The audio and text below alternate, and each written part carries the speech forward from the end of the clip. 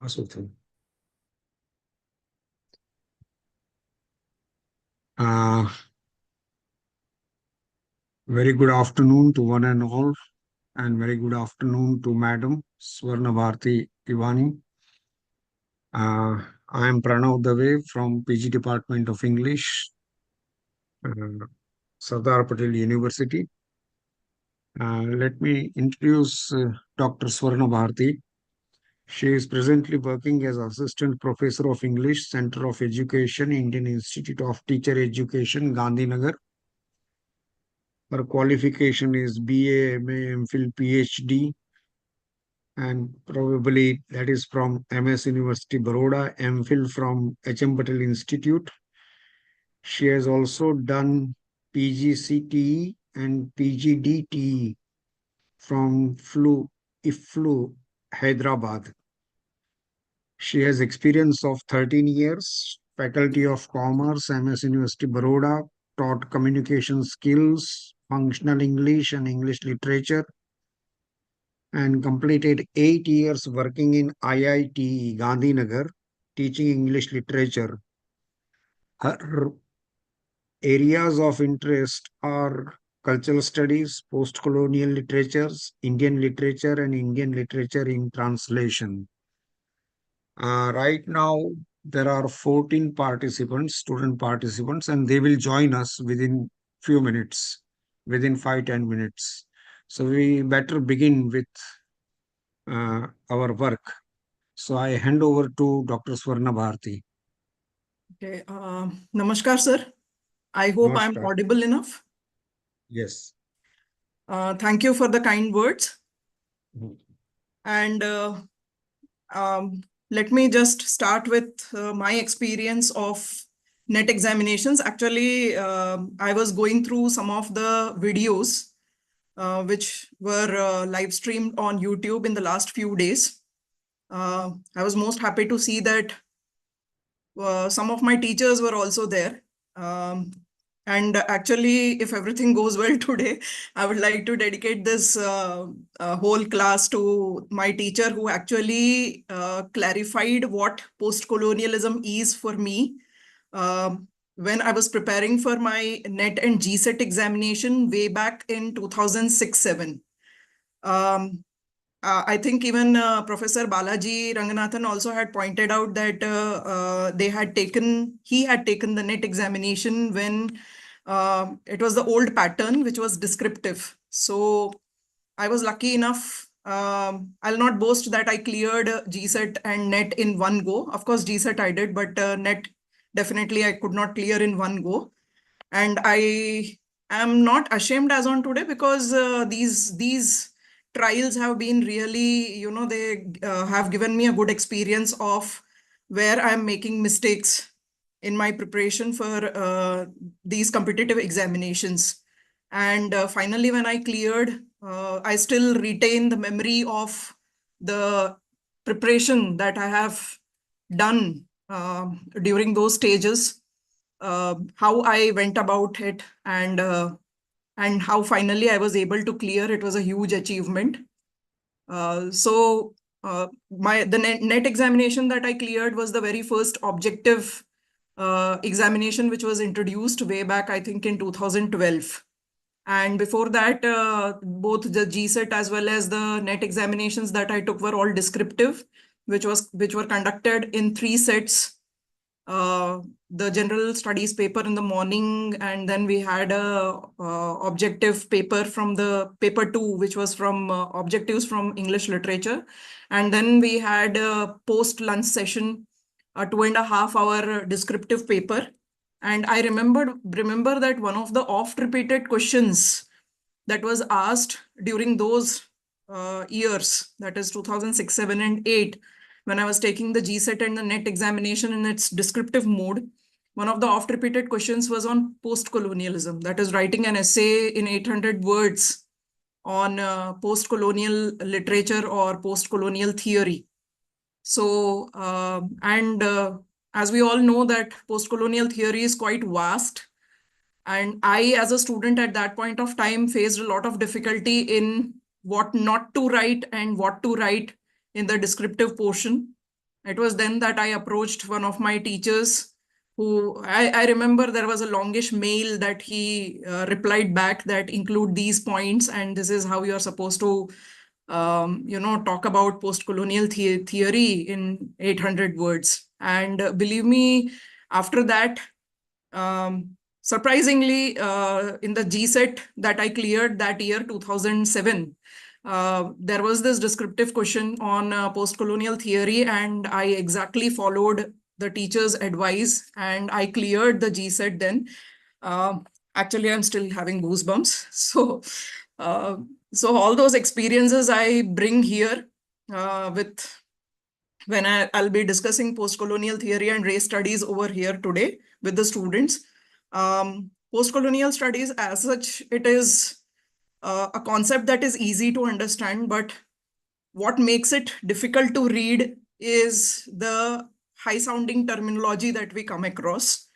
So I am hopeful that I will be able to break it down and simplify the concepts. I'll not be going too deep into the theory, but I will be focusing on the concepts and terminology given by various theorists, some definitions which are important. So the presentation that I'm bringing in the first half, it will deal with post-colonial theory and some of the three pillars, especially of post-colonial theory, and some more other theorists that I will be mentioning. And in the second part, I will be dealing with race, critical race theory, as it is termed as on today. And towards the end, I will be actually talking about the references that I have used, so that I'm hopeful that it will be helpful to the students. The why and how part of it I'll be discussing. And yeah, maybe if there are any questions, we can proceed to that. So that's the agenda that I have today. So if everyone has joined, shall we start? Can I share my PowerPoint presentation? Sir? Sure. Okay, Sure. sir. So I'll take a minute to share my PowerPoint presentation.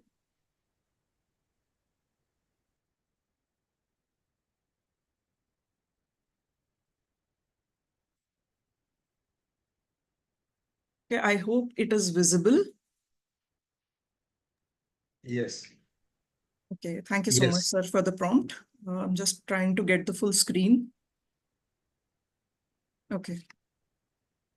So I have divided the presentation in two parts, as I just mentioned, that I'll be talking about the post-colonial theory, and then I'll be talking about the critical race theory, the two topics that I have been given today. So let's begin with this. Rather than actually jumping into it, we are having students here, those who are preparing for NET examination, and I refuse to believe that you have not done some amount of preparation. So I would like to ask the students over here, what do you understand by colonialism? Terms like colonialism, imperialism.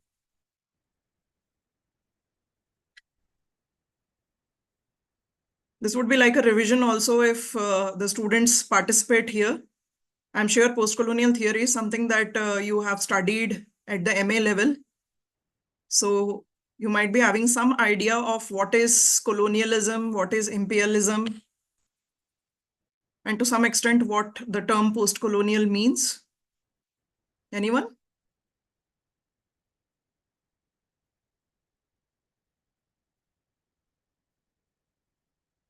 Anyone from the students who would like to start off?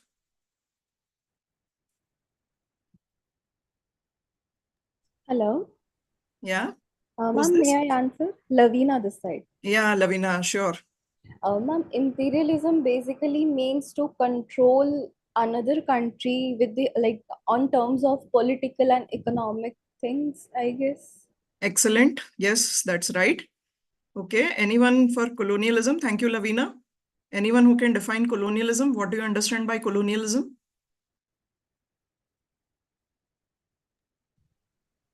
Hello, ma'am.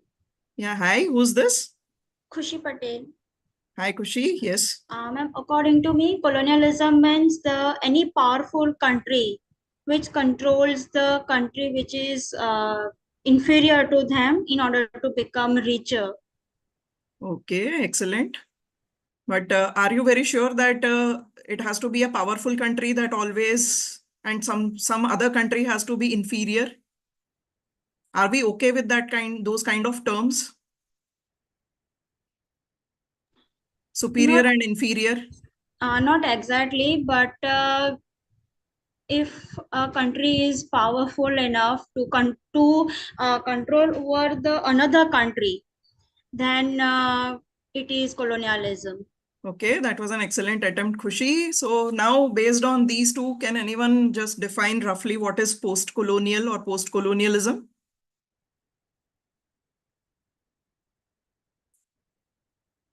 In fact, do we have one post-colonial? Yeah, ma'am. Am I audible? Yes, Vishakha, you are audible. Yeah. So, as imperialism means to control other country, and colonial means physically controlling one country by the other country. Any Okay. country it can be. So, post-colonialism means when the colonialism ends, and the post means the after part of it starts. That's post-colonialism. Okay. Okay, that's an excellent attempt, Vishakha. Thank you so much. So let's look at these terminologies. The terminologies are very important when it comes to imperialism. Basically, it is a kind of policy of, not necessarily a powerful country, but a country, exerting its power over the other countries through diplomacy or military force. We have to remember that when the British will talk in the context, as much possible, the examples that I'll be taking here will be from the Indian context, because we ourselves, once we have been colonized. So basically, if we remember the history of the Europeans arriving in India, it was more of a diplomatic approach where they wanted to carry out trade and commerce in India. And later on, the transition took place when they understood or they studied the natives here, and then they felt that they could rule over us. And there are various processes by which they could acquire the power over us, right? So I'll not go into that history right now because too much at the beginning can confuse. Similarly, colonialism, as another student mentioned here, it is defined as the conquest or control of the other people's land. So something that is done forcibly over others. That is what is colonialism. Now, this colonialism itself, it has a history. And actually, as on today, we can say that it's very difficult to find a country as on today which is not colonized, right? Colonialism has been as old as maybe the world itself. Because if we talk about the, Byzantine empires, if we talk about the olden ancient empires which existed to the Roman and the Greek civilizations that we had, and then the Mughals, they arrived in India, and then the Europeans arrived in India. So it's a long history we are having of colonialism. There are various types of colonialism also, right? So we need to be acquainted with those also, those terminologies also. But basically, how colonialism in the modern context it starts is basically it's the result of industrialization and the need to create markets to sell products, and later on also for markets from where raw materials can be easily obtained at cheaper rates. So everything actually begins in the European context with industrialization, modernization, urbanization that we see. There is a necessity to move beyond one's country or beyond one's territories in order to find places and markets where the excess of production could be sold, and where they can actually, and then eventually what happens is that I'm trying to put it in as simple words as possible, because somehow post-colonial theory, it has really, great kind of terminology that can at times confuse. So colonialism, it begins with industrialization, in the European context. There is a necessity to find new lands, and the process of discovery of new lands itself is very problematic, because who is discovering whom? Because if I have to talk about Columbus discovering America in 1492, technically is not discovering a land that is uninhabited or which is empty. There are the Native Americans who are living there, right? So colonialism, it begins with a kind of mindset to conquest and control what belongs to the other people. So basically it comes from the Roman term colonia, as far as I remember, in not necessarily NET and GSET examinations, but in some GPSC examinations also, for the GPSC examinations which are conducted for the posts of assistant professors. I took a few examinations, so I remember that they ask the term colonialism originates from where. So it comes from the Roman word colonia, which either means settlement, some kind of settlement in, and especially in the context of the Romans who settled across the world, the portions which, whatever they conquered, and they settled. But then at the same time, they retained their citizenship. They are not necessarily converting themselves into, or they are not becoming one with the natives. They are retaining their citizenship, and yes, they are ruling over those lands which don't belong to them. Now, colonialism also, this is the variation I was talking about, that there is colonialism which is as ancient as the world itself. And then we are having colonialism, which is in the European context, which begins from 15th century. It is seen from the 15th century to the 20th century, where the European nations are establishing colonies in various other countries, especially Asia, Africa, and South America, right? And this colonialism is basically exploitative because it is mainly based on capitalism and industrialization, right? And how it is achieved basically by creating a difference or representing the colonized as, as being different from the Europeans in terms of whether it is race, culture, or forms of knowledge, or whether it is the political systems as mentioned on the slide. So basically, what we will be talking eventually about race also. So what we need to understand here is that race as such did not exist. It is a social construct. It has been constructed mainly to, create one's own identity versus someone else. That is, my identity is this, and it is in comparison to someone else, in contrast to someone else. So this is what basically colonialism does, as I have mentioned here, that is racism. It is structures of colonial domination. Basically, race as something that is problematic and political comes into existence with colonialism. And it is based on the colonial domination, which is created between the administered, acknowledging and reinforcing the representation or the difference between the natives and the colonial masters, that there is a difference between the masters and the natives, and it is the racial difference. And eventually we will be looking at the kind of differences, how they are formed in the sense of binary oppositions, right? Moving ahead, post-colonialism, like I think Vishakha defined post-colonialism very rightly. But what we need to understand is that there are usually one of the questions that is asked is post-colonial, as in there is one term with an hyphen and there is another term without an hyphen. So what is the difference?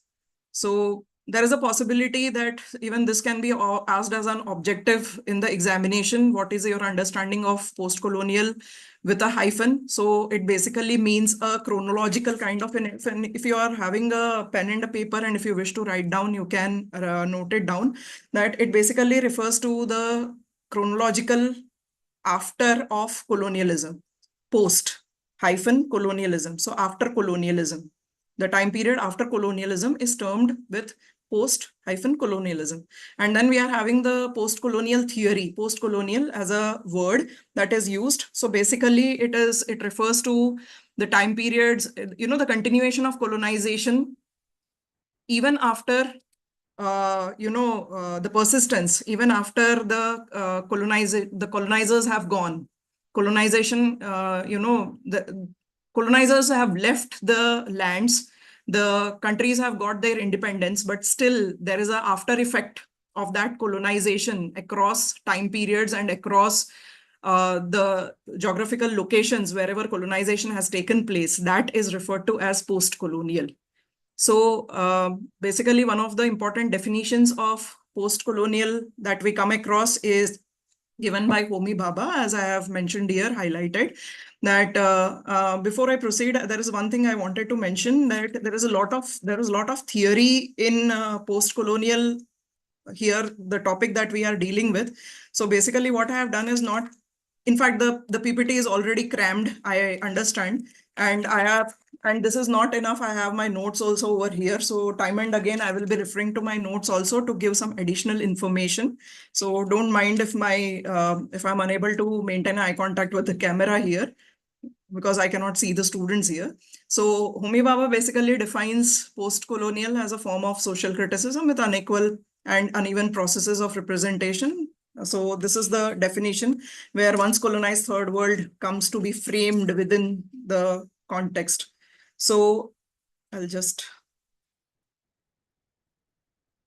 okay. So that's the definition. Maybe the definition as such may not be asked, but the trend that I see these days in the NET examination as well as the GSET examination, the definitions are given and you are asked to mention the theorist who has given this kind of definition. So we need to be acquainted with these kind of definitions also. And basically what post-colonialism does is that it addresses the politics of knowledge.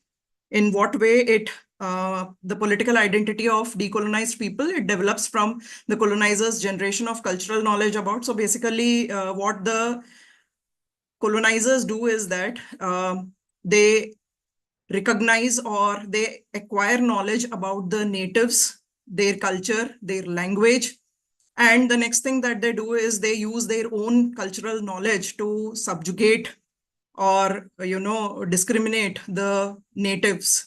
So this is a very rough kind of that I'm trying to, an understanding of post-colonial that I'm trying to give, that basically it is, post-colonialism is about representation of the colonized in a kind of manner that suits the purpose of the colonizer, right? So basically what the colonizer does is he generates his own information about the excuse me, the colonizer's generation of, just give me 1 second because I am unable to.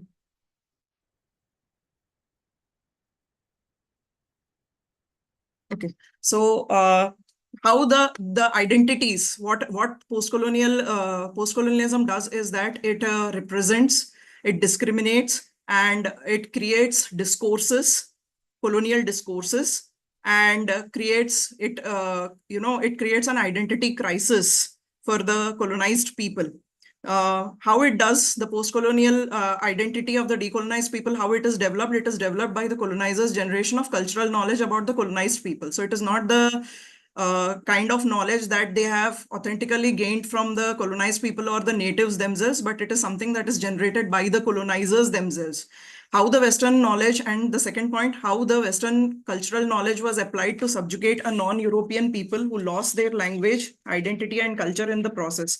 So basically what they are doing is that they are using or applying the Western cultural knowledge in order to subjugate the natives. And in the process, the natives, they lose their language, identity, and culture.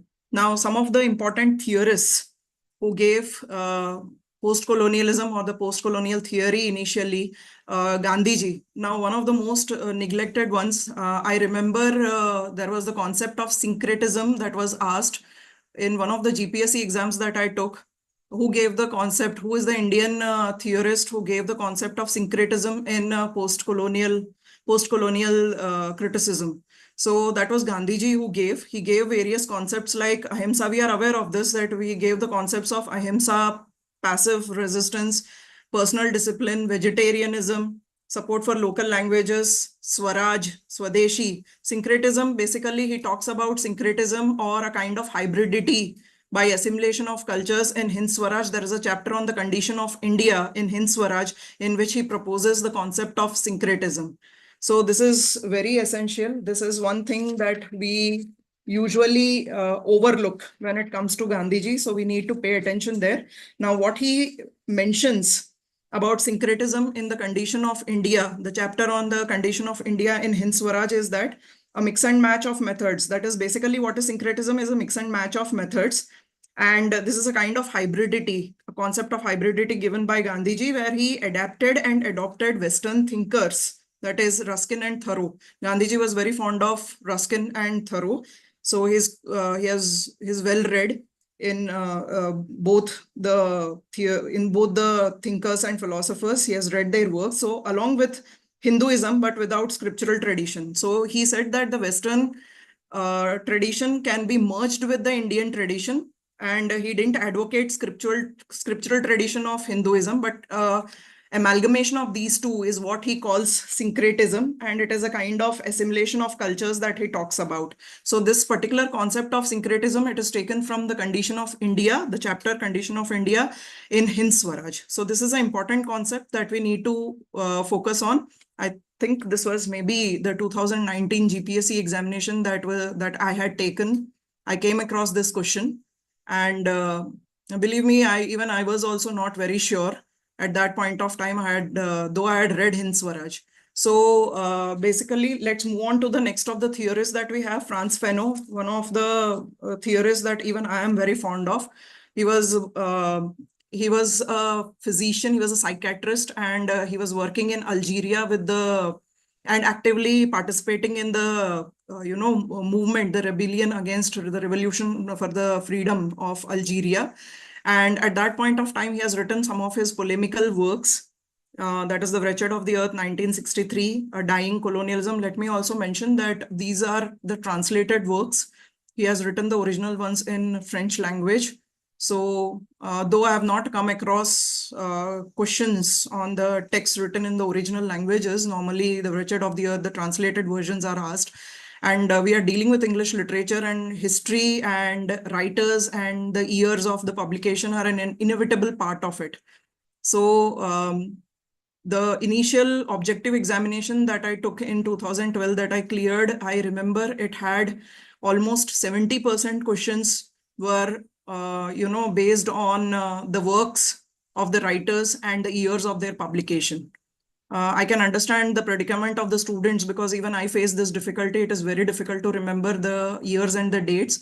So I would like to remind you about the techniques, one of the techniques that Professor Balaji mentioned, that you should be, making notes. I think even Professor Ravia also mentioned this in his lecture, that you should be continuously, whenever you're reading a certain portion, you should be always, taking down notes. You should be preparing a question bank.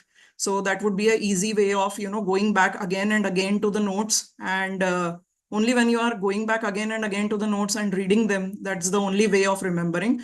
If you ask me how I did it, I used to actually write down each of them. Like, for example, The Wretched of the Earth, 1963. So I would write down as many times I can until I remember it very well, like the back of my hand. So yeah, it is a bit hard work. So that is how I did, because for me, it is very difficult to remember in one reading or two readings. So we all have our own styles of preparing for the examination. So this is one way, this is my way that I did.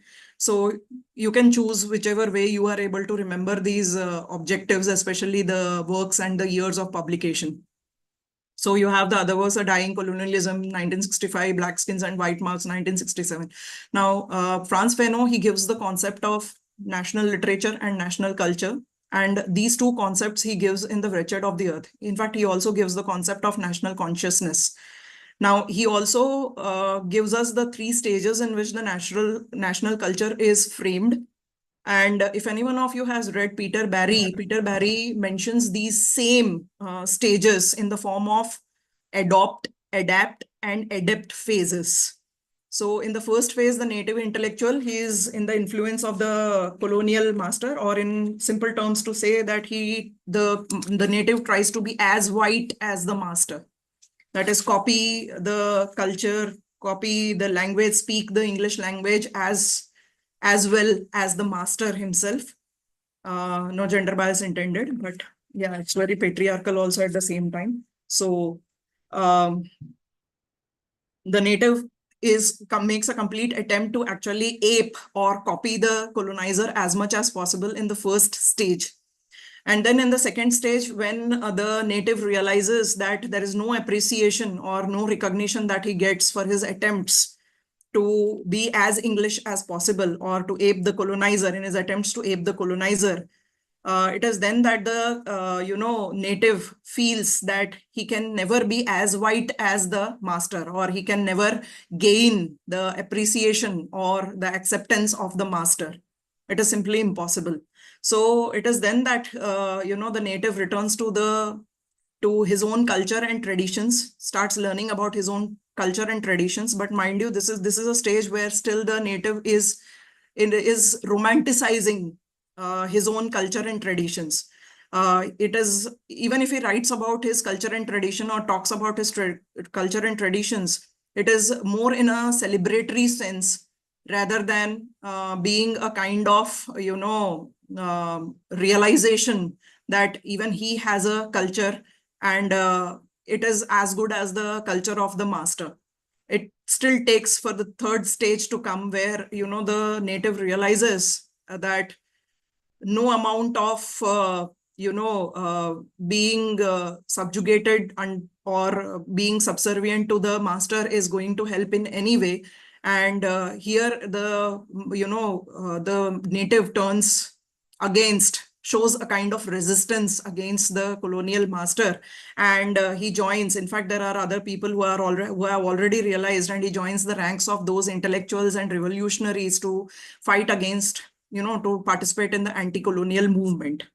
So this is also a time where, if we have to talk about in the context of national literature, the first phase is where the Indian writers, in the Indian context, if I have to talk about, they are copying the English masters. The novel as a form, which came into existence in Britain during the industrialization time period, it is copied as it is in India also in the first phase. So copying the colonial master and the forms and styles given by the colonial master. In the second phase, that is the adopt phase, you are completely adopting the master's style and forms. Then you come to the second stage, where the colonized realizes, the native realizes that no amount of copying or writing in the style of the master is going to impress the master. So the native begins to, bring in his own elements of his culture and traditions and his own heritage within the works in order to impress. Of course, whatever is written, it is mainly for the European market. But then what happens is that even in the second phase, that is the adapt phase, the native fails to impress the colonized writers. They fail to impress the masters. And then there comes the third phase, where they become adept. That is, they adopt the master's language, that is English is adopted in a way where it is completely Indianized. I would like to just remind that I am talking in the Indian context. I'll keep it to the Indian context because it is more relatable for us. So when we are talking about national literatures, also the concept of national literature and national culture, it undergoes the three phases. By the third phase, we have a Indianized kind of language. So if I have to give a case in point, it is Raja Rao's Kanthapura, if you remember. He talks about the Harikatha man, and he talks about the traditions of the village. And he talks about how, Murthy, the central character, is struggling to break free from the, dogmatic and superstitious beliefs, and how he is trying to at the same time save his own culture and forms.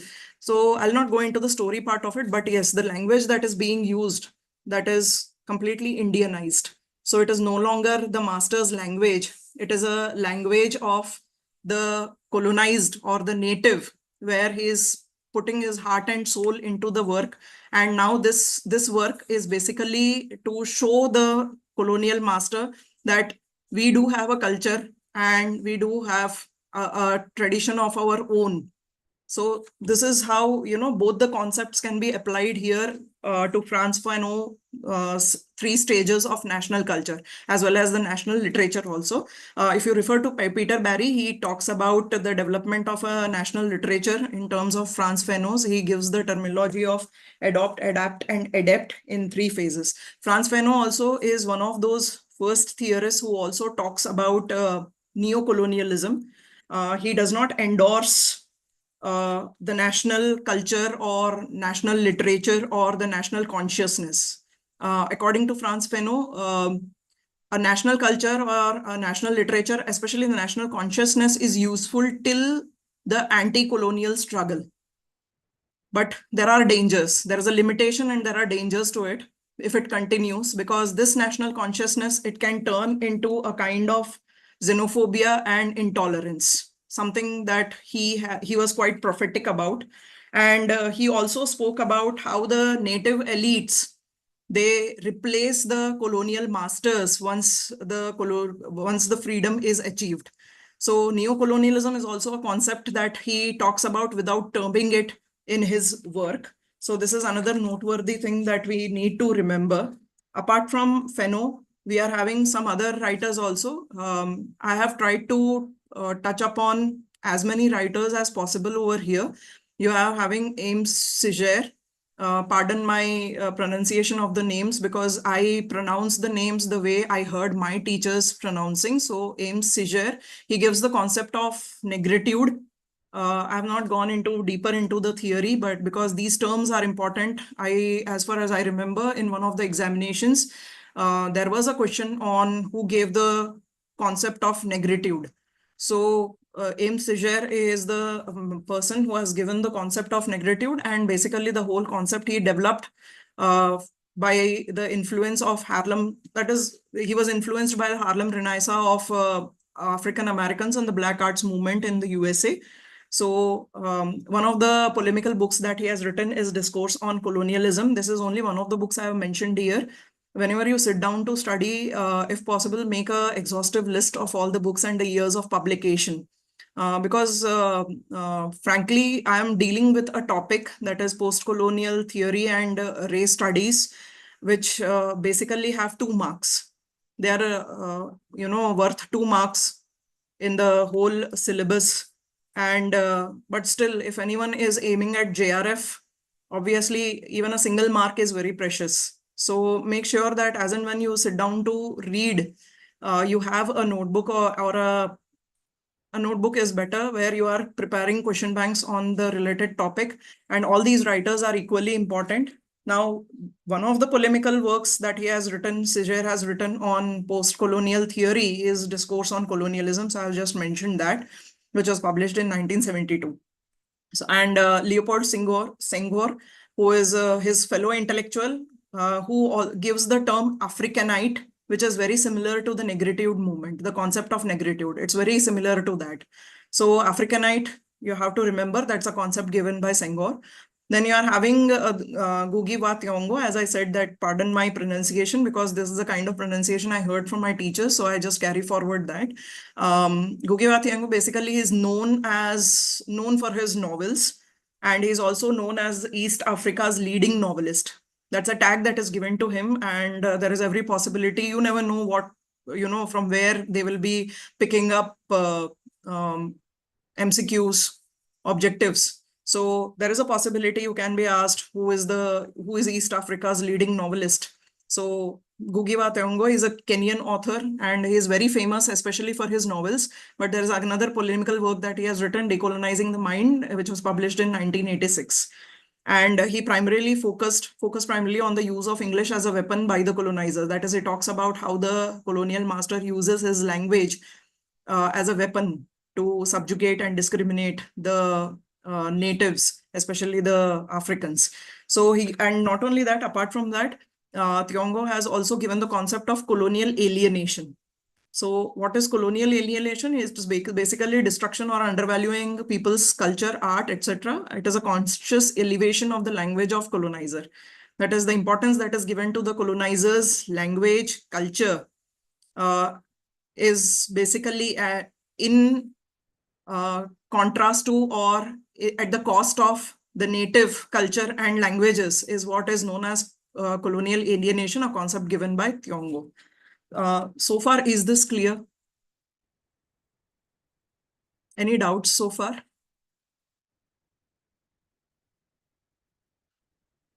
Because I feel that so far this has been a bit of easy concept and something that we constantly read and easier to understand. The more difficult for me, I would rather say. I am sure that not for everyone it may be difficult. Okay, thank you, Lavina and Vishakha, for the response. For not for everyone it may be difficult, but when I was studying, when I did my PG, I would like to share this with you. When I did my PG way back in 2002, the only theory that we studied was Orientalism. And due to some personal reasons, I could not attend classes, which I regret a lot. I really had a lot of difficulty in teaching myself these theories. And to some extent, even my teachers helped me a lot, not discounting on that. So the next theory that we are moving on to is Edward Said. I'm taking the liberty that all of you have already read these theories, and to a very large extent, you are having an idea of what these theories talk about. So moving on to the next theorist, also known as one of the pillars of post-colonial theory, Edward Said. And I'm just looking into the notes that if I missed out on something, because my notes has very small details that I wanted to share with all of you. I actually prepared for the class in the way I would prepare if I'm preparing for my NET examination. So he's a Palestinian immigrant and professor of English at Columbia University. He passed away in 2003. And this is not an exhaustive list, but these are some of the, important works. You are having the Orientalism, the polemical work that he has written, 1978, which is also the founding text of post-colonial theory. Orientalism, 1978, The Question of Palestine, Covering Islam. And of course, Culture and Imperialism is also another, text that we read during our MA program. So basically how Said defines Orientalism these are Said's words. That's why I've put them in double inverted commas. As I said that definitions are important. You can be asked who gave this definition. Orientalism has been explained in different terms by different other writers also. So there is every possibility of getting confused. So it's a theory, poetics and practice of representation by Europeans of the Arab world, Asia, China, and Japan. And together all of them, that is the Arab world, Asia, China, and Japan, they are termed as the Orient. These are all termed as Orient. So who are the Orient? If you are asked, there is a possibility if they want to keep the question paper a bit easier. So you can be asked. So basically, Orientalism is a kind of construction. It is a kind of representation of the East as pagan, primitive, savage, barbaric, criminal, effeminate, weak.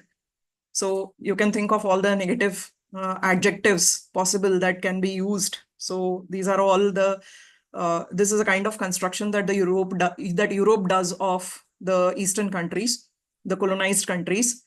And what Said focuses on is basically the textual and discursive nature of colonial power and its domination.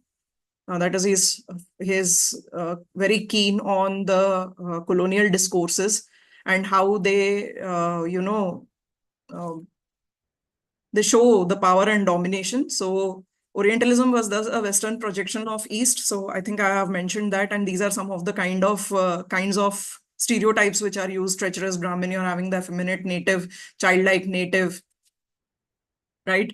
And there are two forms of Orientalism. Now, before I proceed with this, because latent Orientalism and manifest Orientalism, not necessarily in the NET or the GSET examinations, but the other competitive examinations, I don't remember where, but I remember one of my students mentioning that in some examinations, there was this question on what is manifest Orientalism. So we are also here in our college constantly preparing the MA students for every small detail. Whatever we teach, we focus on the small details so that they are also ready for the competitive examinations. So basically what Said does is that he talks about stages in which the truth of the Oriental, truth in double inverted commas, which is constructed and created by the Europe, is there are stages of the truth, the construction of the truth. And these stages are divided into something like 6 stages, where the very first stage is the latent stage, or the latent Orientalism, where now here, before I go into the theoretical part, I would like to remind you of Charles Grant's observation. I think that you have already heard about it. Professor Ravia, in his lecture on Introduction of English Education in India, he very lucidly actually talked about how English language was existent in India even before Macaulay gave his minute on education, English education. So I would like to take the example of Charles Grant's observation. Now, what happens is that Charles Grant, even before he came to India, he gathered information about the Indians or the natives. India was a colony of Britain, and he collected all the information. So the first stage, the latent stage, what it talks about is that the colonizer comes with certain ideas or misconceptions. At this stage, we cannot call them misconceptions, but yes, he comes with certain ideas. The colonizer comes with certain ideas about the native. So Grant also had collected some information from the English officials, East India Company officials back in England, and with those ideas, he comes to India. And then we see the second stage, where actually which is also, there's no term that is given, but then he comes to India with those misconceptions about the natives, that is the Indians, and he exactly sees what he wants to see. That is, he has certain ideas, misconceptions about the Indians, and he sees only what he wants to see. And then he drafts it in the form of, text observations, where he talks about what he understood and what he saw, what are his presumptions, his misconceptions about the Indians, the natives, in the book, right? So natives' opinions, where, of course, when he is looking at the natives, he's talking with the natives, he's not at all interested in the natives' opinions or the natives' information about the natives' own culture.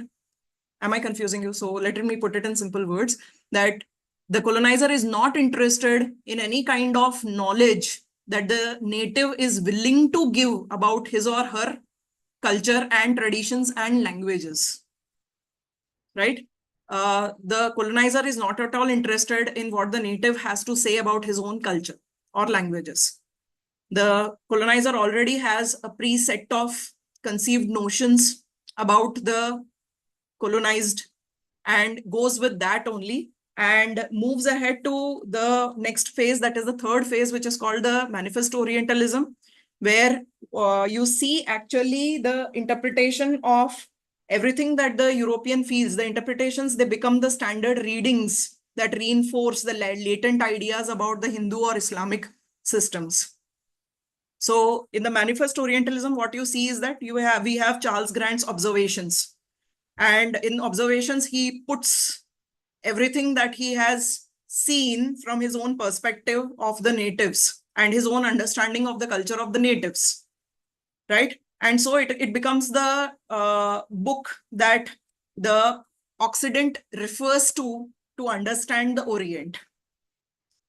It becomes a text, a kind of go-to text, where the Occident, if the Occident wants to understand the Orient, the natives, the colonized, they should be referring to this particular text. So that is Manifest Orientalism, where what is Manifest Orientalism? It is the stated or the articulated views of the Oriental society in history and literature.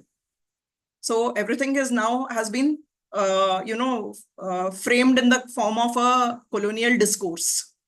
Manifest Orientalism talks about the colonial discourse that has been created by the European through his own, latent Orientalism, that is through his own views, preconceived notions or misconceptions of the native. So these are the two terminologies that we need to pay attention to when we are talking about Orientalism. There are two types of Orientalism that he talks about. And we know the outcome of Charles Grant's observation that eventually the outcome of it was Macaulay's introduction of Minute on English Education in India. It led to the introduction of English education in India. I hope you can relate this history. Was this a bit, easier to understand what Orientalism and especially latent and manifest Orientalism talks about? If you want me to explain it again, I would be glad to do it. Okay, thank you, Lavina. So, shall I proceed then? So just let me sum up that, okay, thank you, Vishakha. Latent Orientalism basically is about the preconceived notions or the views that the colonizer has about the natives, which is obviously full of stereotypes, fantasies, and fears. And the manifest Orientalism are the creation of the colonial discourses about the natives and the Oriental society. And how it is created through history and literature. So apart from that, there is another point that Said makes about the Oriental is that the discourse of the Orient, I would like to just read his words. The discourse of the Orient, the production of ideas, knowledge, and opinions that constituted it as primitive and pagan, also froze the East into an unchanging fossilized state. That is, the Europeans also claim that these conceptions that they have about the natives are unchanging. They are fossilized. They are completely, they cannot be changed. The natives cannot be changed. They are just like fossils. And therefore, that gives the authority to the Europeans to, come on a civilizing mission, first discovering them. That is what I'm leading to in the next one. That is Orientalism also. It has its own stages that Edward Said traces in his work. In the early stage, that is between 1750 to 1850, Orientalism is a discourse of discovery. That is, initially the colonizer is trying to discover. Now, mind you, how he is discovering through his own ideas and misconceptions of the natives. Now, this also can be related to the example that I was giving to Columbus. Columbus discovered America. Did he really discover America? Was it an empty land to be discovered? The answer is a big no, obviously. So discovery with the Europeans discovered the East. So similarly here also what Said says is that the Europeans, they claim, the Occidents, they claim that they discovered the East. So that is the first stage or the early stage of Orientalism. The next stage of Orientalism is around the 19th century when the discoveries are validated and proved as negative, evil, and primitive. That is, the natives, whosoever the natives or the colonized who are living in these colonies, they are negative, they are evil, they are primitive, they are barbaric, they are uncivilized, so they need to be civilized. That's the next step. They need to be civilized, that's the next step. But the Orient is located outside Europe and as its dark other. Here, Edward Said also brings in the concept of binary oppositions. So Europe is the bright one, enlightened one, and you have the Orient, that is the dark other of Europe, right? So the next step is, the next phase that Said talks about is it inaugurates the post-colonial field when he argued the colonial literary anthropological text as imaginative or factual. So now the text, that is the manifest stage, comes in here, manifest Orientalism, where the colonizer validates his knowledge of the native. Whatever misconceptions the colonizer has of the natives, it is validated through history and literature. And all this history and literature, the texts, the colonial discourses which are formed, according to Said, they are imaginative and they are just imaginative, not factual. And invariably, they quote ideologies of their age and they are never innocent. None of these texts are innocent. They have been specially created as an opposition to Europe, the other. Now, the colonized is the other to the Europeans. So moving on, that is what I was talking about, the binary oppositions. This is an again important concept, a concept that was given by Edward Said, and later on even Homi K. Bhabha also talks about it.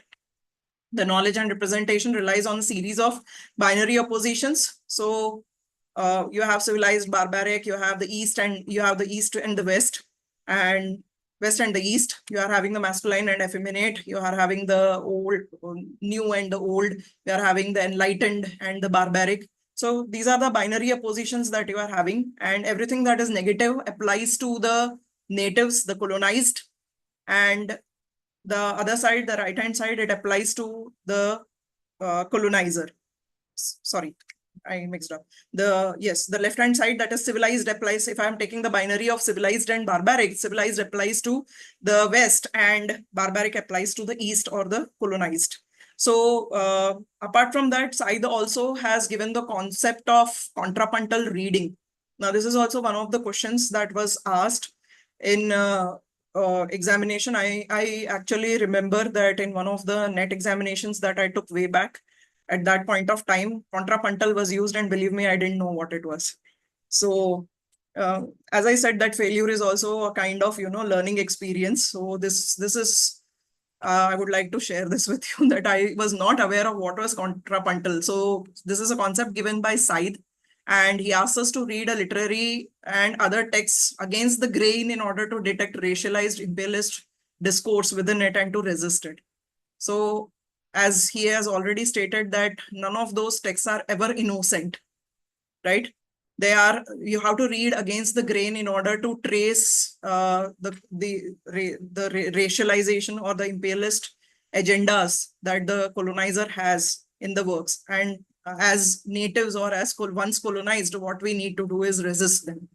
Moving on, we have Gauri Vishwanath, another important post-colonial theorist, who talks about how English literature as a discipline was introduced in India, and how it was done. We go about, if you remember the history part of it that you heard in the earlier lectures. First, there is a rejection of the literary traditions which already existed in India, that is the tradition of Sanskrit, Persian, and Arabic languages. And then second, they are completely rejected, and then the English texts are installed. English texts like you're having Bible, Paradise Lost, those were the kind of texts which were introduced, mainly with the agenda of proselytization in India. Proselytization, that is conversion of the Indians into Christianity. And then using these texts as modes of creating a class of Indians. If you remember the very famous lines from Macaulay's Minute on Education, creating a class of Indians who would be trained to serve the colonial administration. So this concept of Gauri Vishwanath you will find in her work, Masks of Conquest, 1989. Again, that is very important that you need to remember. Further, there is a discussion. There are lots of theorists who have, we were talking about the contrapuntal reading against the grain. So that kind of contrapuntal reading has been done by many of the famous writers and theorists. Like I have just mentioned a few examples, because I remember again that in one of the examinations I was asked who has done a contrapuntal reading of Mansfield Park, Jane Austen's Mansfield Park. So obviously, we have to remember these also. And Chinua Achebe has given his famous reading, 1975 reading of Joseph Conrad's Heart of Darkness. Said has given a reading in 1993 of Jane Austen's Mansfield Park. You have Sara Suleri's reading of Kipling's Kim. And believe me, this is not an exhaustive list. There are many writers, famous writers who have, and theorists who have contrapuntally read many of these texts to, to trace the discourses hidden within the text, right? Now, talking about Homi Bhabha, the first concept that I remember, again, because I didn't know about it, and in the NET examination, in one of the NET examination, was anamorphic. What is anamorphic? So basically, anamorphic is, we are reading the text, we are trying to reinterpret it, trying to recognize, when we are reading the text, we are trying to recognize the representations or the colonial discourse which are hidden within the text, right? The obverse way of reading the text. That is, you turn your face towards the observer, the critical inquiry which is involved in detecting modes of resistance. It is not just only identifying colonial discourse, but you're also trying to detect the modes of resistance or ways of subverting or trying to overturn the discourse or dissent in the English texts as well as the native ones. That is what is called anamorphic. I hope I didn't confuse. I'll just try to rephrase it, that in reinterpretation involves unpacking of. So what I mean is that when you're reading a text, we are trying to identify the colonial discourses, and we are trying to read through and identify the ideologies which are hidden, the hidden agenda in the text. And then when you are actually doing obverse is kind of you're facing the person and you are trying to look into not just the colonial discourse, but also what the writer is trying to do. Are there any modes of resistance? Are there any modes to overturn, that is subvert? Or is there a dissent that you come across within the text, whether they are the English text or the native text? That is what is called anamorphic. And this has been asked once in the NET examination. So this is again very important to remember. And apart from that, location of culture 1994, I think I'm a bit running out of time, so I'll be a bit fast here. Location of culture 1994 is again an important polemical text of Homi K. Bhabha. Now, he talks about the concept of how colonial discourse is very unstable within itself. It is fractured, it has fissures, it is ambivalent in the sense of some kind of uncertainty that you come across and how this is happening. So there is the example that he gives of an English book, that is the Bible. When the native is given the Bible to read, what the native basically does is that he or she reads the Bible and interprets the Bible in their own ways. The natives, they translate the Bible into their own languages. They interpret the Bible in their own ways, in their own styles, ways of understanding the text. Now, when this happens, this reinterpretation and this translation, when this happens, this is what Bhabha calls as ambivalence. He uses the term ambivalence to describe the rupture between the hope for original authority. Because when the colonizer is offering the Bible to the natives, he is offering it with a hope that the native will accept the authority and the dominance of the text and the colonizer. But instead, the English book or the Bible, it turns into a kind of, a site of ambivalence. There is a rupture in the understanding of the native because the native prefers to read the text in their own ways. They interpret the text in their own ways, and which is not necessarily as expected by the colonizer. And this is the concept that ambivalence, that Bhabha terms as ambivalence. Now, moving on, this is a bit of, again, extension of the theory, because Bhabha's concepts of ambivalence, mimicry, slice civility, and hybridity and third space, they go hand in hand because one leads to the other. So basically, colonial discourse is always expected to be some kind of monolithic, something that cannot fail, and unidirectional. That is, the colonizer is giving and the colonized is taking as it is. But actually that does not happen. We saw just now in the example of Bible, right? So Bible is expected to be a kind of authoritarian text that the native is expected to receive as the colonizer expects it to be received by the native. But it does not happen. The native interprets the text in his or her own ways. So which means that there is no unidirectionality. It's not a monolithic text structure. It is totally, disrupted. And as I said, that the Bhabha's work on mimicry, ambivalence, hybridity, radically it interrogates the effectiveness of colonial discourse. And the colonial discourse, it points out to the fractures and fissures which are there within it. And the European in the colony constructs his identity only through relationality between difference. So he brings in the concept of, the deconstructionist concept of difference also here. And this means that the colonizer can never possess a self-identical identity because it requires the colonized to validate it. So the colonizer always needs the colonized to identify himself. But at the same time, the colonizer wants the colonized to be as similar to the colonizer. That is, the colonizer wants the native to be as similar to the colonizer as much possible. But at the same time, he does not want the native to become an Englishman, right? So there is a desire, and it is very relational. Bhabha proposes that the colonial discourse is actually conflictual and ambivalent. The colonial master, far from being a strong, unflinching, certain Englishman, is actually informed by two contradictory psychic states. These are kind of psychic states, wanting the native to be like the Englishman, but at the same time, not wanting the native to be exactly like the Englishman. So, did I confuse you, or is this clear? Is this clear? Anybody? If there is any, confusion, please do interrupt and tell me, because No, this no, is a bit. madam, you are very lucid Okay. and it goes very well. Thank you so much, sir. And all the concepts should be clear. Yes, sir. Okay. Yes. So there is no So, problem. You continue. sure, sir. Thank you so much.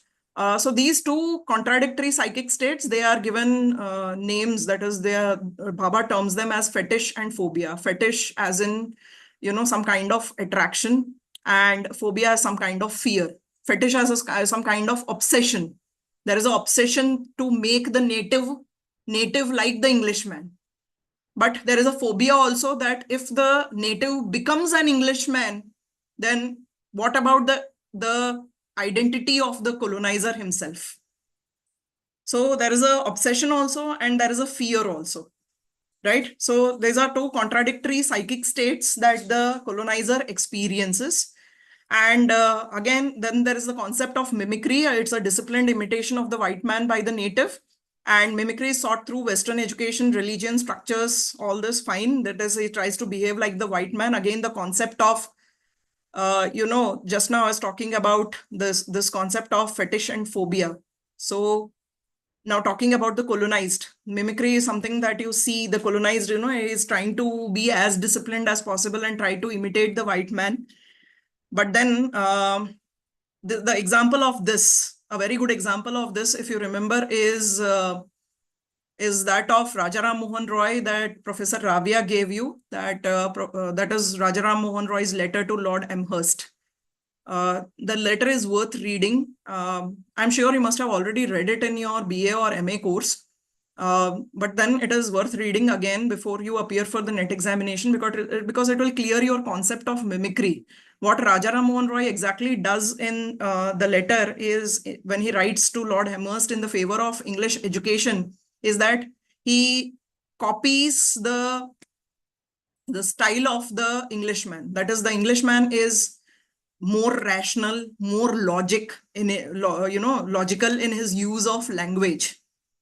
So what Rajaram Mohan Roy does is that he adopts the master's language, and he uses that logicality and reason, which comes from enlightenment, in his letter.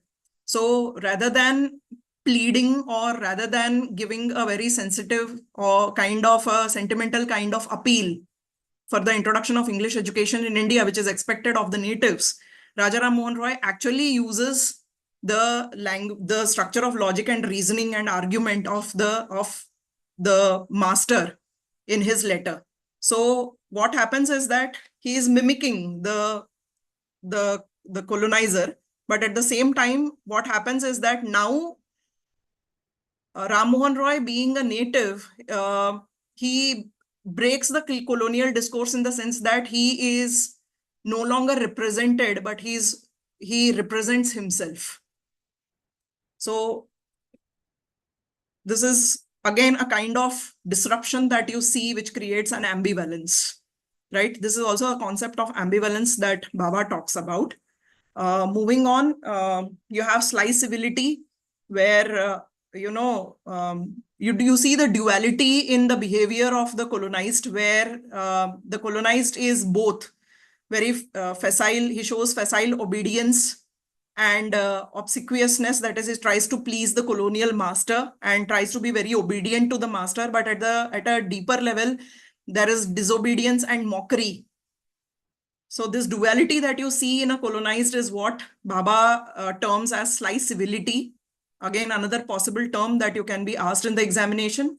And then you have hybridity, the dual state of mimicry that you see within the native.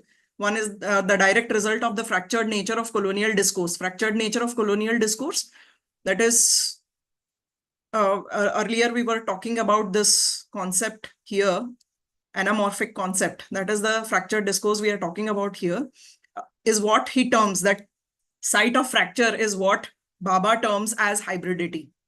And this hybridized native, he refuses to return the colonial gaze, who refuse to acknowledge the colonizer's position and authority, is placed in the position of in-betweenness between adopted Englishness and original Indianness. So that in-between space, that in-betweenness is what Bhabha terms as the third space, right? So again, another important concept given by Homi Bhabha, the hybridity creates a third space, the in-between space, the space of relations between colonizer and colonized. And that is where the subject begins to articulate. So we need to know what is resistance. So the mimicry which results in dualism of deference, that is respect as well as disobedience, is what Bhabha sees as resistance. So resistance in itself also is very important, because we have a whole field of resistance studies as on today. And then apart from that, Nation and Narration is another polemical work of Homi K. Bhabha that we need to remember, that was published in 1990. Quickly, Gayatri Chakravarti Spivak, she's known for her translation of Derrida's grammatology in 1976.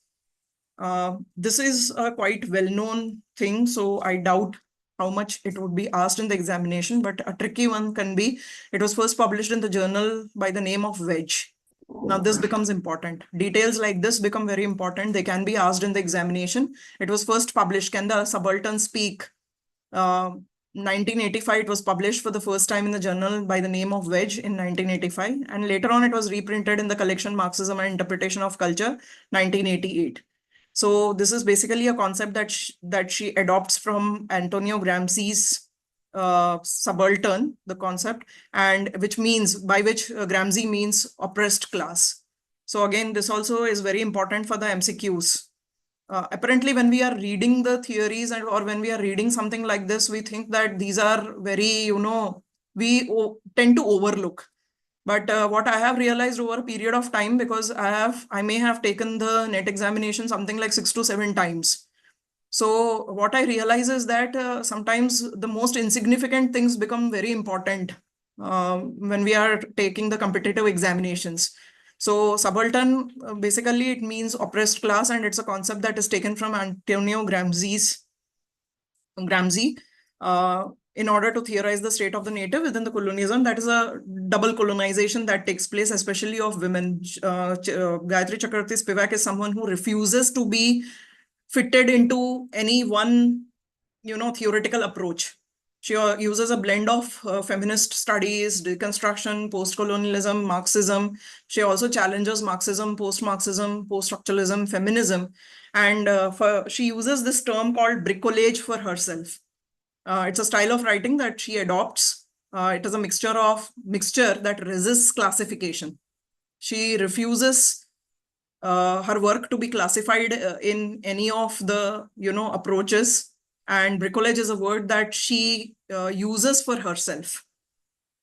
So again, this is an important term that you need to remember, and needless to say that subaltern, the term itself is also very important. It is the colonized masses who are socially, politically, and geographically excluded from the hierarchy of power, and especially in the context of women that she talks about. So I'll quickly just go through this. When she's talking about the women, especially, she speaks about the harm done to the poor women and the non-Europeans by the privileged West. And she gives the concept of epistemic violence, which is done by the discourse of knowledge. Now, what is discourse we need to understand? It is a kind of representation. So in order to explain epistemic violence, she gives the example. In fact, there is a reading of Jane Eyre that she does, and she presents a contrast between Bertha Mason, who is a Caribbean Creole, and the first wife of Rochester, Edward Rochester, and we have Jane Eyre, who is, constructed out of the effacement or the elimination of the gendered subaltern, that is Bertha Mason. It's a very interesting kind of reading. So whenever you find time, you should definitely read that. But the whole concept of epistemic violence comes from here. And this is the example that she gives, that how, how the construction of the individualism of the white or the dominant culture, it is done by the elimination of the subaltern. So apart from that, there is another concept that she gives, that is equivocation. That is, she warns against the use of multiple meanings. Avoid using terms that have multiple meanings. She wants us to avoid equivocation. Equivocation basically means terms which have multiple meanings. And she warns against. So I'll not get into this because, again, this is a whole long theory that needs to be explained. But then, yes, epistemic violence, this is how she defines it. Quote, subaltern woman must always be caught in translation, never allowed to be truly. The definition is important. I think I'll not waste my time in reading this because we have very less time for the critical race studies. So this ends with the post-colonial theory. Let me, accept that I have not been, it's not completely exhaustive, because post-colonial studies is very vast. The theory itself is very vast. And this is just, I have, touched the surface. So, so far, if there are any doubts, if there are any questions regarding post-colonial theory.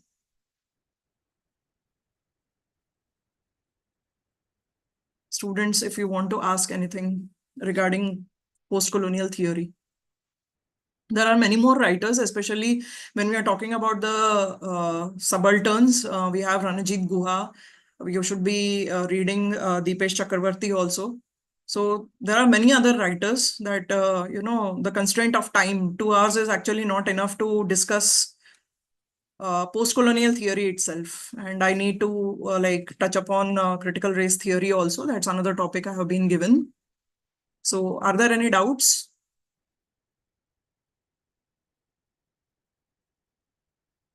Shall I proceed? Okay, Lavina, Purvi, thank you so much for the response. If there are any doubts, I will take at the end. I hope that we'll be left with some time. I'll just go through this. Again, the critical race theory also, I have a bit of, I have many slides there, so I'll skip some of them. Maybe I can share the PPT with sir, and maybe sir, if he agrees to share with all the students, you can go through this, how to read, what is race theory and how to read the text from the viewpoint of critical race theory. It will help in some way. So if I have to talk about race, as I already mentioned at the beginning of the presentation, that it is a socially constructed category of people who share biologically transmitted traits that a society defines as important. It is a society that defines. So therefore, it is a socially constructed category. And what kind of category it is? It is biologically transmitted traits. So there is a sociological definition also, a category of people who have been singled out as inferior or superior, often on the basis of real or alleged physical characteristics such as skin color, hair texture, eye shape. Actually, when you start reading critical race theory, there is a lot of, there is a lot of work that is done in various fields. There is a whole concept of social Darwinism, how from the viewpoint of social Darwinism also race has been studied. And there is a lot to it. So I will not go into all that. So, but then if anyone is interested or wants to carry out PhD later, this is one of the areas that is quite interesting. I found it quite interesting. So basically it is alleged physical features. Race is based on the physical features like skin texture, hair texture, eye shape, or subjectively selected attributes. So blacks, browns, this is how we are, termed based on the skin color that we have. So it is generally agreed upon the social, it is socially constructed. Basically, it is socially constructed, and it became significant only after the transatlantic economy which emerged in the 1400s. Now, one thing that normally is confused is the difference between race and ethnicity. So we have to be clear, race is something that is socially constructed, which is based on physical attributes, whereas ethnicity is a shared cultural heritage, which typically involves common ancestors, language, religion, nationality, tribe, religious faith, etc., etc. So basically what race theory does is it's a theoretical and informational mode that examines the appearance of race and racism across central cultural modes of expression. Central cultural modes of expression is all the discourses which are and texts which are, produced, a study of them. So basically this is the difference between race and ethnicity. Ethnicity is the cultural and social characteristics, whereas race is purely only the physical characteristics, a social construct. So talking about CRT, the key concepts in CRT. Now, this is a field, actually it emerged in the legal field somewhere around the late 1970s. So some of the theorists that you come across are from the legal field itself. So this is important that CRT, it emerges from the legal field in 1970s. As I said, that apparently some insignificant details actually become very important. We tend to overlook such details, but they can be asked in the examination, right? So key concepts that we come across is intersectionality. It's a concept that has been given by Kimberly Crenshaw. We will be looking at some of the theorists also. Kimberly Crenshaw is one of the important theorists of critical race theory, and it emphasizes on the multiple and intersecting forms of oppression that people may experience based on their race, gender, class, sexual, all of them, they are merging, intersecting multiple dimensions, multiple fields, race, gender, etc. All of them, they are intersecting in one. And in literature, CRT scholars may analyze how characters' experiences of oppression are shaped by multiple intersecting identities. There being a woman, the character being a woman, or the character being a black, how these affect their identities, how their identities are created. So this is that is intersectionality. Then you have whiteness. I think it is a bit obvious. So it is basically cultural construction of white identity in contrast to all the other, races. That is the bias of the dominant culture. The white identity is the dominant culture versus the others. How the whites are privileged in comparison to the representation of the other races is what is studied here. Then you have racialization, that is how race is constructed and given meaning in the society. I have something for this at the end. If anyone of you is not very interested in reading books, but if you're interested in movies, I have a suggestion for that also. Then you have voice. That is, the concept emphasizes the importance of centering the narratives and perspectives of people of color in literary analysis. A very good example is Alice Walker's Color Purple. Voice of the, the Black women, the kind of experiences that they have. And then, of course, power. The concept emphasizes on the ways that power is distributed unequally in the society. So race is perpetuated through the unequal distribution of power in the society. And that is what we basically are focusing on in the study. Now, talking about some of the key figures. Now, let me also remind you that this is not an exhaustive list. There are many more other, figures or writers and theorists within the critical race theory, because it is a evolving kind of a field. So Toni Morrison, The Bluest Eye, she is one of the prominent novelists and essayists. So we have her novels, The Bluest Eye and Beloved, which explore the themes of race, identity, and oppression. Bell Hooks is another important theorist. She's a cultural critic and feminist theorist and author who has written extensively on the issues of race, gender, and power. And then Kimberly Crenshaw, she is a legal scholar. As I mentioned earlier, that it emerges, critical race theory emerges from the legal field. So some of the prominent theorists, they are from the legal field. So she is a legal scholar and creator of the concept of intersectionality. So one possible MCQ that you can be asked in the competitive examinations is who coined the term intersectionality. So Kimberly Crenshaw is the theorist to whom the credit goes. And then you have Henry Louis Gate Jr., who is a literary scholar and a critic, and he has written extensively on the African American literature and culture.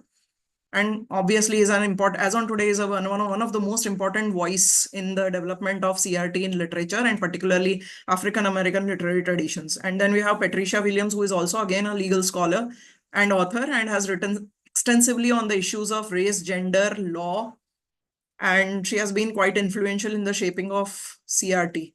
So basically, how to read CRT, that is how to apply CRT in the text. So what the literary critic normally does, I have something like, these are only suggestive questions, something like 6 to 7 questions. I think I'll not read them. I would rather spend some time talking to the students, because these may not be directly, asked in any form in the examination we have, because we have MCQ objective kind of examination. But as I said, that any one of you who is reading critical race theory for the first time or has got interested in the topic and want to understand it further. So these are some suggestive questions that a literary critic may ask if he or she is reading a text, while reading a text.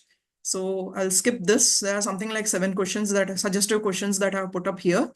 And now it's a kind of interdisciplinary field. CRT is a completely interdisciplinary kind of a field, and both race theory and postcolonial theory are concerned with issues of power representation. Race theory tends to focus more on issues of identity and inequality, whereas postcolonialism, it deals with much more than that.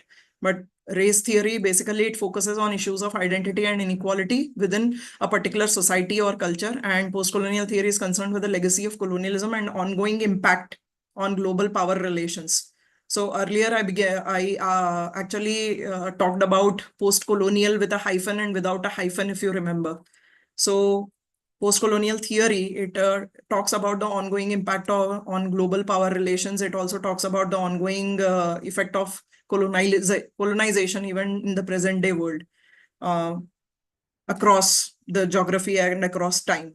So of course, there is a significant overlap between the two, because race as a concept, race in the whole concept intensifies with colonialism, as both are concerned and the understanding and challenging systems of power and oppression.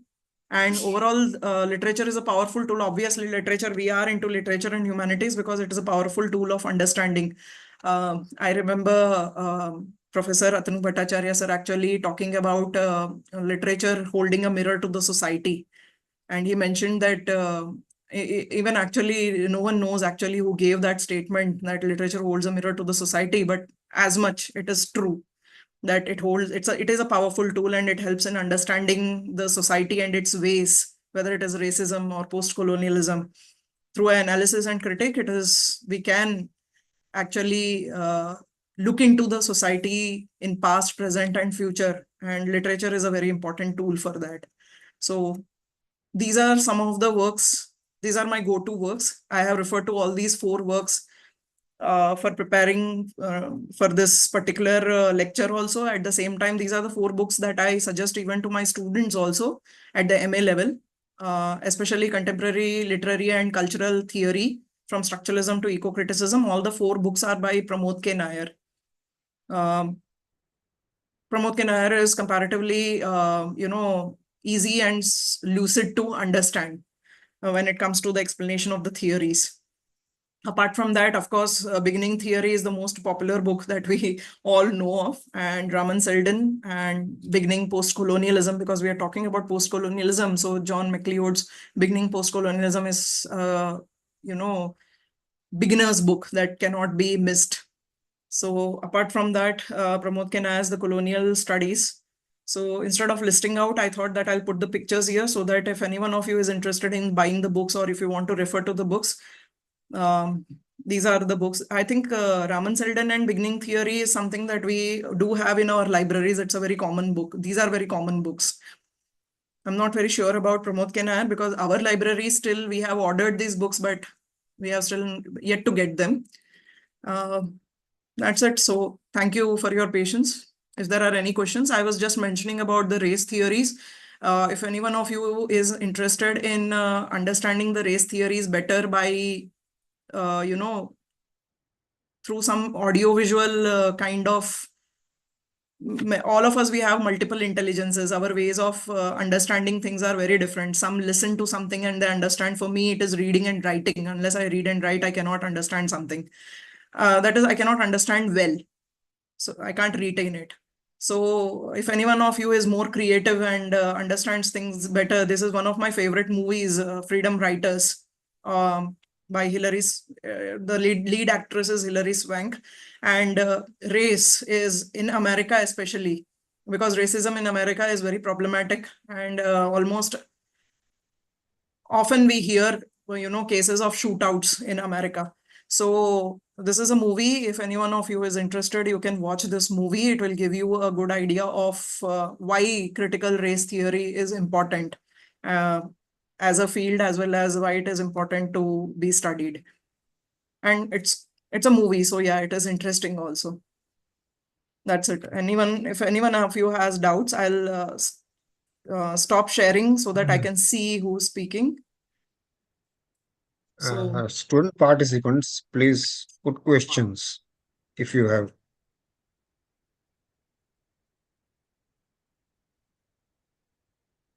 They have an entire paper of post-colonial studies. yes, sir. Even our students but- have at MA level.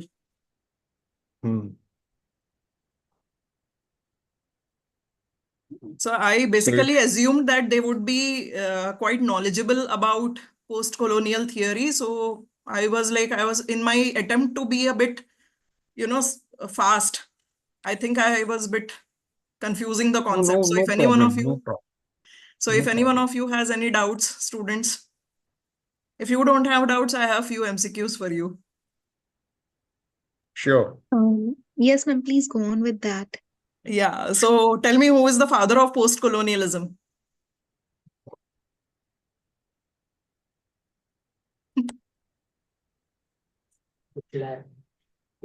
I didn't mention it, but then we all have studied, as MA students, we all have studied post-colonial theory. So tell me, who is called the father of post-colonialism?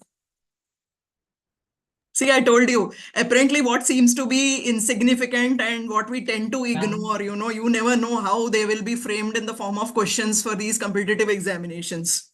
And that is one thing I have come across even in the GPSC examinations also. Teachers, in order to keep the, who answered that? Yes, that's Edward Said. You're right.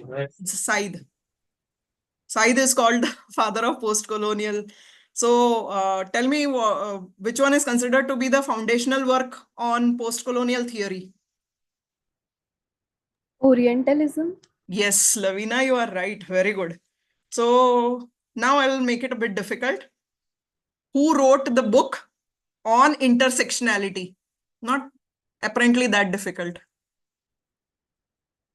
Who wrote the book on intersectionality? The name of the book is On Intersectionality.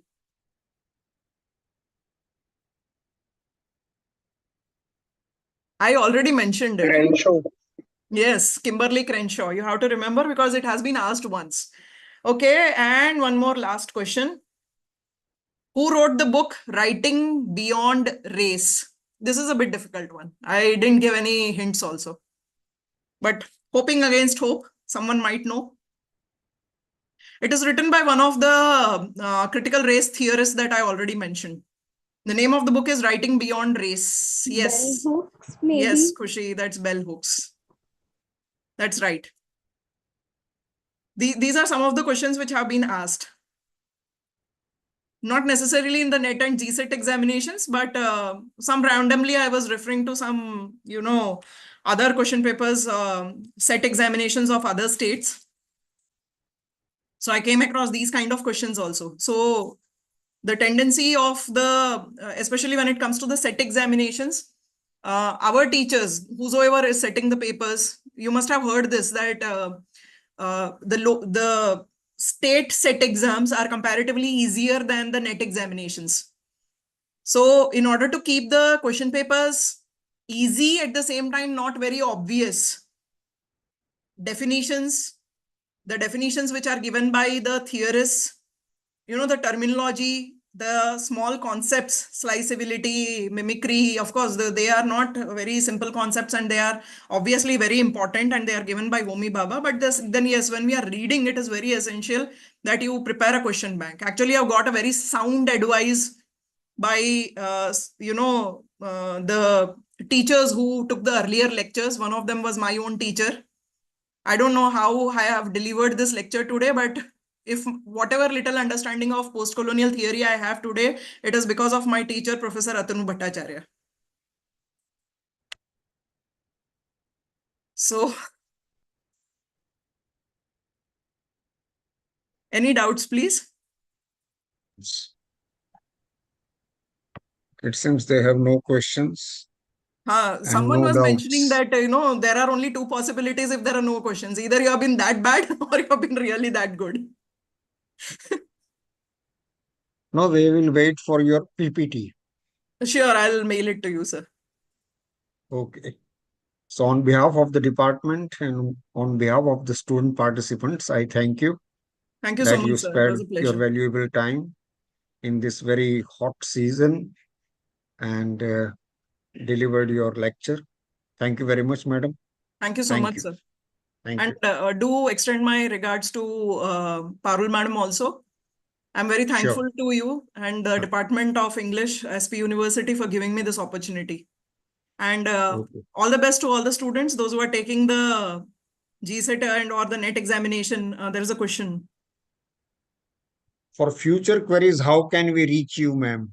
I'll leave my mail ID over here. Just a moment. I'll leave the mail ID in chat box.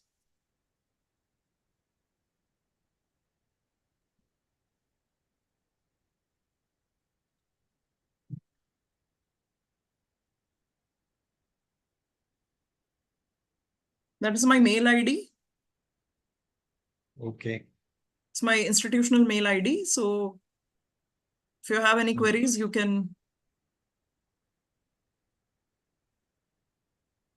So I just tried to keep the lecture based on my own experiences. Thank you so much for patiently listening to me. And thank you so much, sir. Thank you. Thank you. Have a good day.